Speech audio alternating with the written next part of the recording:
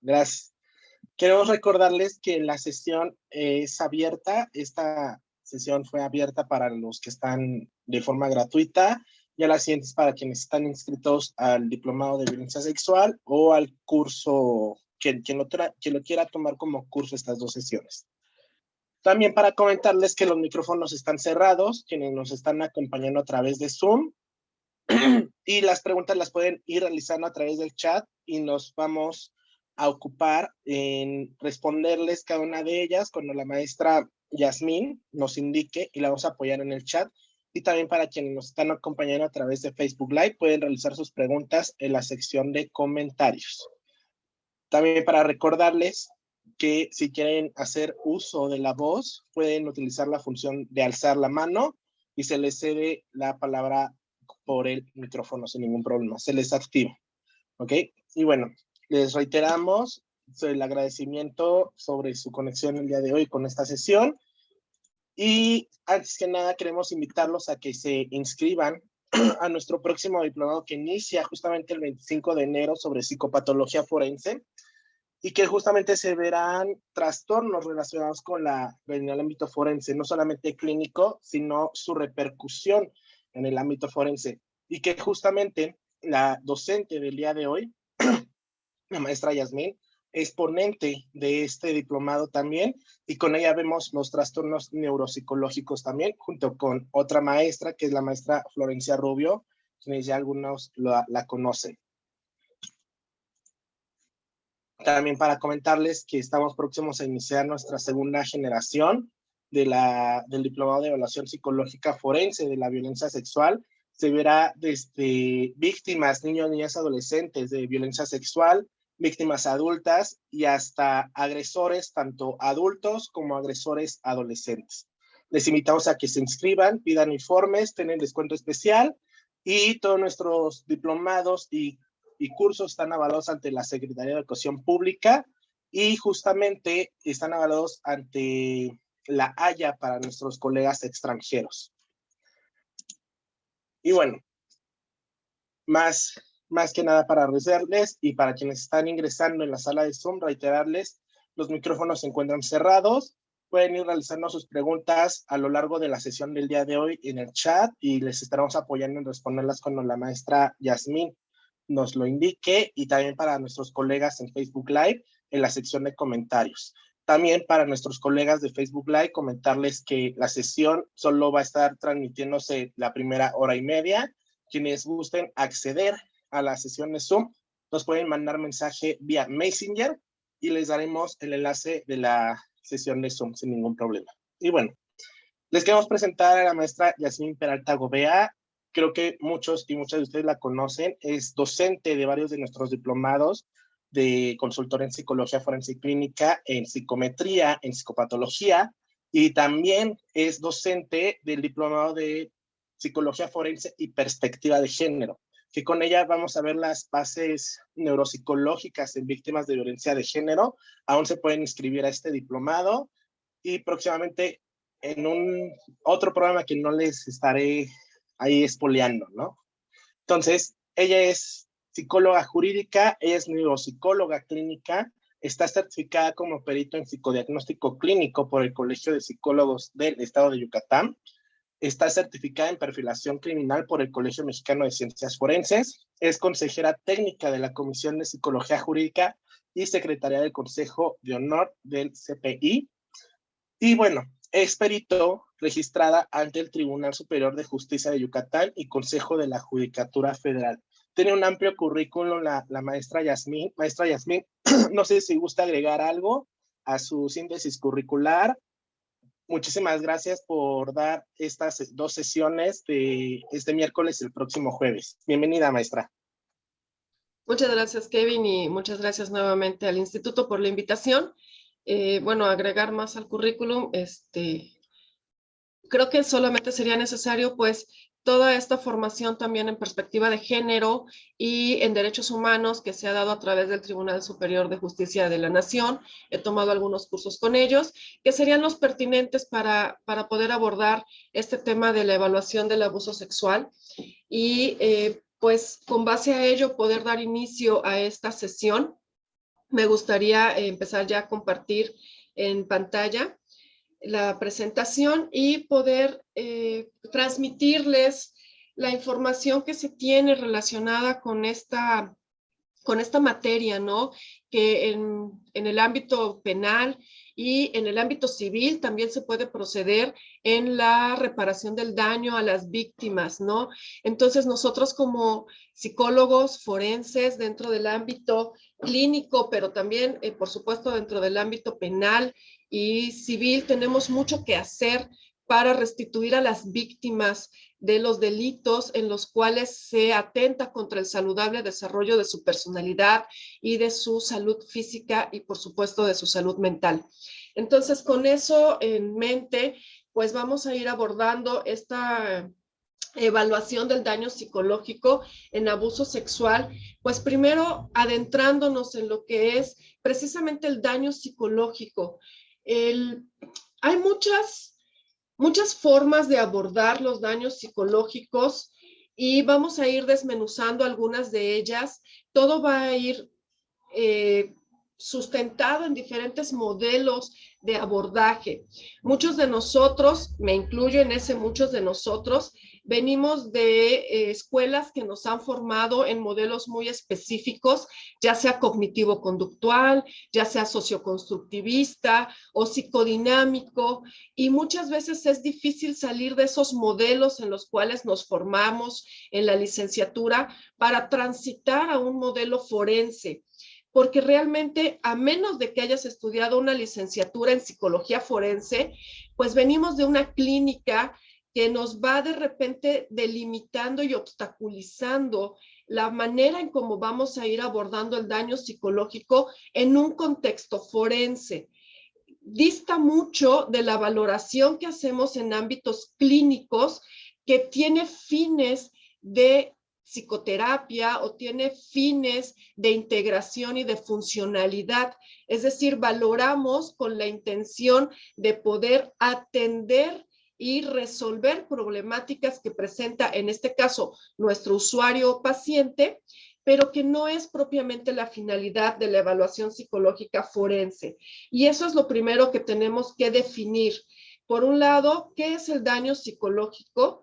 Y por otro lado, es ese daño psicológico en un contexto forense, cómo se evalúa y cómo se cuantifica el daño psicológico.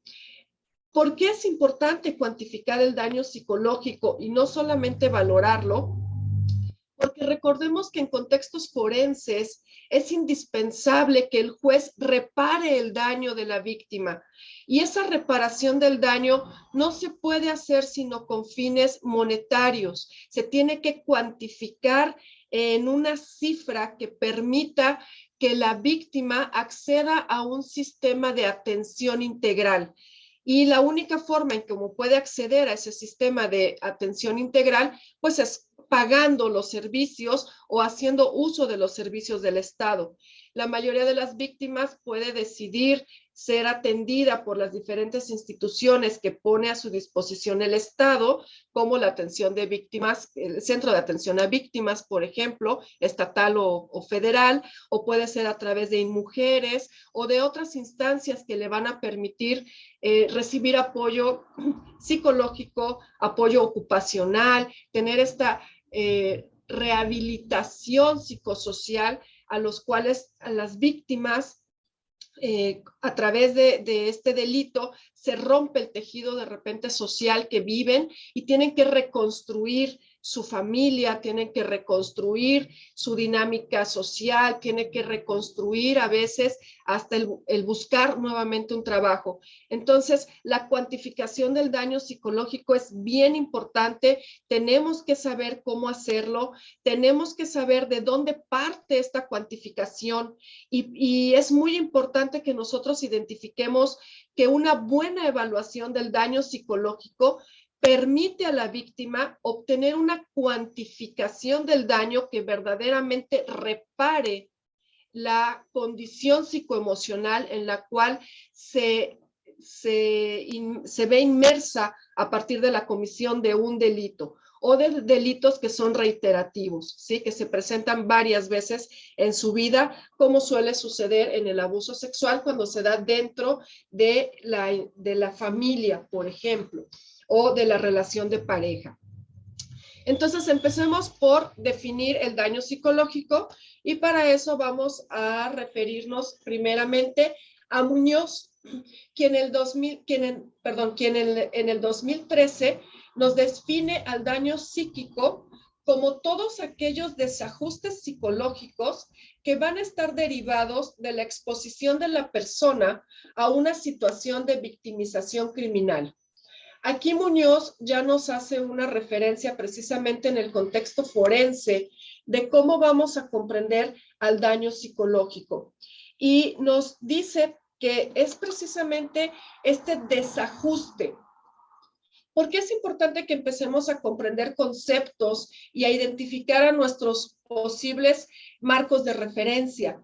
Porque cuando nosotros nos casamos con un marco de referencia, nuestra evaluación psicológica, la exploración que hacemos es congruente con este marco de referencia, con las descripciones que este autor o que el autor que elijamos nos va dando sobre cómo visualiza este autor el daño psicológico, las secuelas psicológicas, la sintomatología psicológica, y entonces las pruebas que vamos eligiendo van a ser un match con estas descripciones y vamos a tener elementos para poder posteriormente identificar la presencia, ausencia y la gravedad de la sintomatología en relación a la definición que estamos aplicando. Cada uno de nosotros, como les decía, estamos formados en una escuela que puede ser predominantemente cognitiva, predominantemente psicoanalítica o psicodinámica, o predominantemente constructivista o médica, si venimos de un modelo de salud mental que va más acorde con la Organización Mundial de la Salud o el DSM-5, y tenemos que tener muy claras nuestras definiciones. Y en este caso, Muñoz es un poco ambiguo al decirnos que son desajustes psicológicos, pero lo casa con una temporalidad y nos dice, estos desajustes psicológicos van a estar derivados de la exposición que la persona tiene en una situación, y aquí ya viene el tema forense, donde hay una victimización criminal, es decir, donde este desajuste está estrechamente relacionado con un evento que está tipificado, que cualquier código, puede ser federal, estatal o nacional, describe como un delito. En este caso, entonces, la descripción que nos hace Muñoz sobre un daño psicológico nos indica que este daño psicológico va a ser objetivo, es visible, es mesurable, y que además va a estar en oposición a este estado de bienestar. Además, Muñoz nos hace una referencia que permite discriminar entre el daño psíquico y el daño moral, que es un término que se aplica principalmente en ámbitos civiles.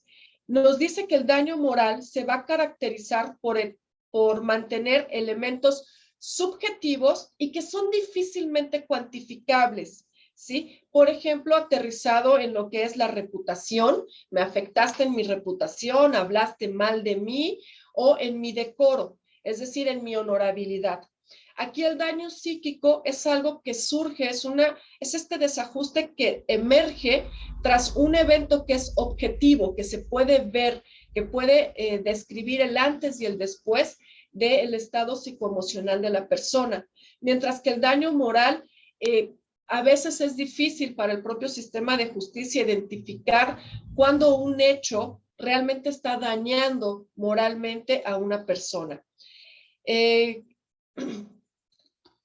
Además de esta definición, Echeborrúa y Corral nos dice que el daño psicológico es una alteración clínica, es decir, también hay una sintomatología, hay síntomas y signos que pueden ser observables y que pueden ser medibles y que surge de manera aguda, es decir, no estaban presentes en la vida de la persona, sucede un hecho, que en este caso es un hecho delictivo o criminal, que activa el sistema psíquico de defensa y que entonces va a generar una situación, un cambio en la situación psíquica del individuo que puede llevar hasta un nivel de incapacidad para que la persona siga desarrollando su personalidad o que trastoque su estado mental y que va a afectar, y aquí él todavía da un paso más en la definición que nos da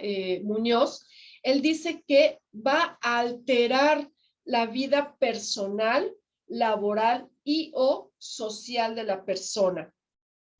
Y nos dice que las lesiones psíquicas serían el correlato más cercano a lo que en el ámbito jurídico se considera como daño moral. Por un lado, Muñoz nos dice que son dos entidades diferentes, pero Echeburúa y Corral nos dicen que cuando hay un daño psíquico, hay un daño moral. Yo les decía hace unos minutos que cuando hacemos una valoración psicológica, en este caso del abuso sexual, que es un tipo penal, también puede la persona demandar por un daño moral cuando esta agresión de la cual fui víctima puede generar una reparación monetaria del delito del cual fui víctima. Entonces muchos abogados lo manejan en dos instancias. Por un lado, hacen una demanda penal que va a seguir un curso determinado y una vez que se establece la culpabilidad del imputado, pueden los abogados iniciar un juicio civil para la reparación monetaria del daño. Entonces, llevar una buena valoración psicológica en ámbitos penales reforzaría un caso civil que permitiría a la víctima esta reparación monetaria del daño que se puede dar por ambas instancias. No quiere decir que en lo penal no le dan nada y en lo civil sí o viceversa, sino que se puede dar en ambos contextos jurídicos. Nuevamente siguiendo con Echeburúa y Corral, nos dice que las principales lesiones psíquicas van a ser alteraciones, nuevamente, que se van a ver a nivel adaptativo. Y parte de la sintomatología que es esperable observar en las víctimas de abuso sexual va a ser la depresión y la ansiedad. También va a haber sintomatología asociada a un trastorno de estrés postraumático y van a aparecer cambios en el comportamiento y en la personalidad. Generalmente es difícil para nosotros los psicólogos cuando recibimos a la víctima en un primer contacto, cuando está poniendo o interponiendo una denuncia, observar todos estos cambios en la personalidad u observar sintomatología asociada a depresión y ansiedad. Generalmente lo que vamos a ver en ese momento es un estado agudo, una crisis. La persona puede estar en llanto constante, puede estar enfrentando una disociación, puede tener pérdida de información o trastornos en la memoria. Pero cuando nosotros ya estamos como peritos, es decir, intervenimos en una fase diferente al proceso jurídico, que es la toma de la declaración y el primer contacto con la víctima, ya vamos a estar observando estos cambios en el comportamiento.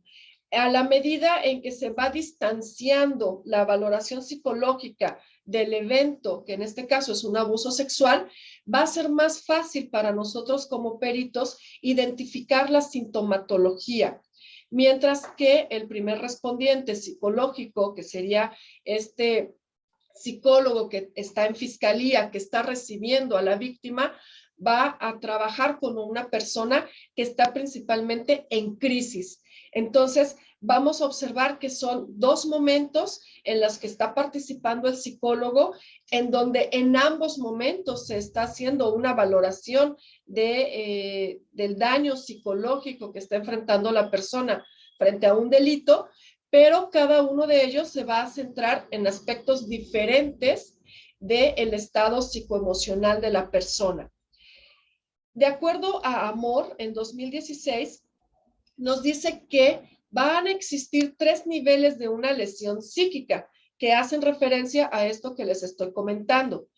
Primero va a haber una alteración que va a estar, bueno, no primero, sino que se van a conjugar alteraciones a nivel cognitivo y psicológico y se van a evidenciar a través de dificultades para tomar decisiones, una sensación de indefensión, para tener problemas para controlarse y confusión. Si esto sucede, la valoración que está dando el primer respondiente, es decir, auxilios psicológicos, vamos a observar que la persona está en shock. En la mayoría de los casos, cuando se presentan las denuncias de abuso sexual, la persona entra como en un estado de incredulidad. De repente no logra exponernos todos los hechos de una manera coherente, hay saltos en su narrativa, hay omisión de información, en algunos casos se centraliza en detalles que podrían ser superfluos, en algunas ocasiones la persona es incapaz de describir eventos que están sucediendo alrededor de ella y solo se están concentrando en los eventos relacionados con la penetración o con los tocamientos o con el maltrato físico que está sucediendo a la par que el abuso sexual. Entonces vamos a observar esas dificultades en la narrativa que se expresan en un contexto de alteración cognitiva y emocional. En algunos casos la víctima no llora, en algunos casos la víctima expresa un aplanamiento emocional. En otros casos tenemos víctimas que están acompañadas de llanto intenso, se les dificulta respirar, tienen que hacer largas pausas porque no logran controlar su estado emocional, están en crisis, gritan, podrían estar muy enojadas. Entonces, en un primer contacto, el psicólogo va a manejar todos estos primeros auxilios psicológicos para poder favorecer a la declaración. Pero como les decía, conforme va avanzando en tiempo, la sintomatología va a ir transformándose, van a presentarse, por ejemplo, alteraciones del sueño, puede haber sobresaltos continuos, van a haber conductas que sean observables, que pueden estar relacionadas con la motivación y el contacto social, como puede ser la apatía o el entorpecimiento para retomar una vida cotidiana. Entonces, Amor hace una descripción que puede estar relacionada en la valoración del abuso sexual, tanto en situación de crisis, en un momento muy cercano al abuso, como puede estar relacionada con un periodo ya prolongado de evaluación posterior al abuso. Es importante que nosotros como peritos marquemos líneas de tiempo al momento en que estamos realizando nuestra valoración psicológica, no importa en qué delito. La línea del tiempo es importante, tener fechas claras o lo más cercano a fechas puntuales para que nosotros podamos tener este argumento sobre por qué una víctima está experimentando sintomatologías que podrían no esperarse en ciertas personas, ¿no? ¿Por qué está más propensa al llanto? Porque probablemente el delito sea muy cercano a nuestra fecha de valoración. ¿Y por qué no llora? Ah, porque ya pasó un año o ya pasaron 2 años, cuando a veces participamos en casos donde se ha extendido mucho el tiempo en la participación del perito, a veces nos encontramos con víctimas que ya lo narran sin la emotividad que estaba inicialmente, o cuando le preguntamos si actualmente está teniendo trastornos del sueño o pensamientos recurrentes, la víctima puede decirnos que ya no están presentes. Entonces, hay que tener, como les decía, muy claro el modelo teórico, la temporalidad en la fase en la que nosotros estamos participando para poder ir encuadrando síntomas que nos permitan ir posteriormente cuantificando este daño psicológico y poder valorar de una manera muy integral, muy funcional, el estado psicoemocional de una víctima. Echeverría y Corral además nos dice que en un abuso sexual, como en cualquier otro delito, les reitero, vamos a encontrar lo que ellos llaman cicatrices psicológicas. que se refieren a la estabilización del daño psíquico. Como les decía, en la medida en que va pasando el tiempo, la persona va reelaborando la experiencia, la va resignificando, pero van quedando estas como cicatrices que tenemos en la piel tras una lesión, es decir, marcas que pueden ser observables y que generan un antes y un después en la personalidad de nuestras víctimas. En algunos de los casos, estas cicatrices van a incapacitar o a discapacitar a la persona en diferentes áreas, como ya lo manejaba Cheburúa en las diapositivas previas, tanto a nivel personal como a nivel laboral, como probablemente a nivel psicoemocional en la relación y el trato con la pareja o con la familia cercana o con los hijos. Cuando nosotros vamos valorando el daño psicológico, tenemos que tener muy claro quién era esta persona antes del evento, cómo se desarrollaba, porque cuando hablamos de daño psicológico, en el caso de delitos, pues tenemos que explicarle al juez cuánto de la sintomatología que está presentando la persona realmente está relacionada con el delito que se está juzgando y cuánto era parte de la personalidad de la persona previa a este delito, ¿sí? Entonces, la línea del tiempo resulta una herramienta, un instrumento importante para poder nosotros generar una cronología en la sintomatología, en el desarrollo y en los cambios que se van dando en la persona. Generalmente, cuando hay un delito como el abuso sexual, nos dice Cheburúa, va a haber esta cicatriz que genera un cambio irreversible.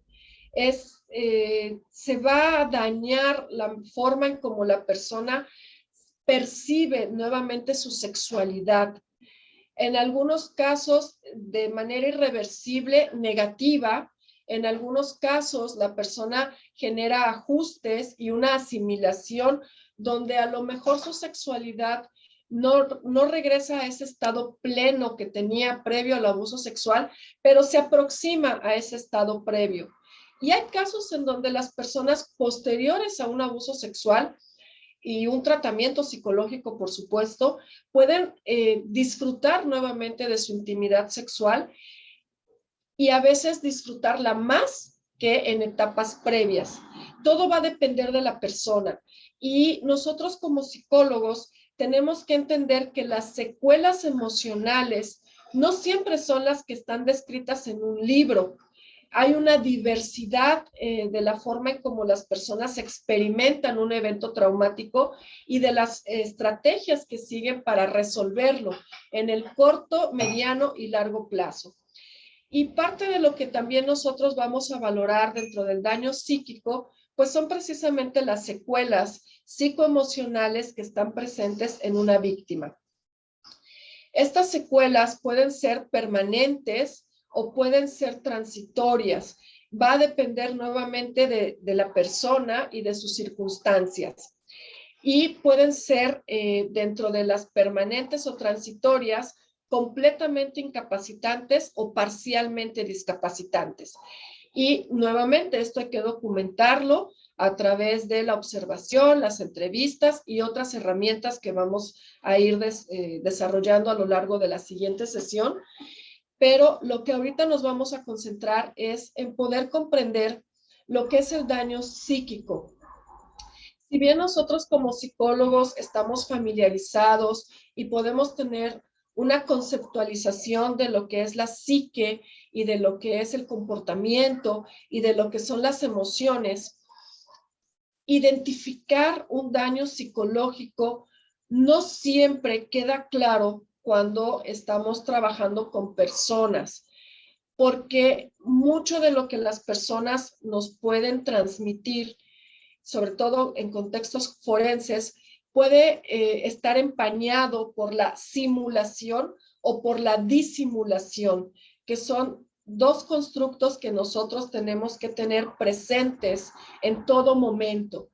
¿Cuánto de lo que la persona me está exponiendo es realmente lo que está sucediendo en su vida emocional y en su forma de percibir el mundo, y cuánto de lo que no me está diciendo está intentando ocultar o minimizar síntomas.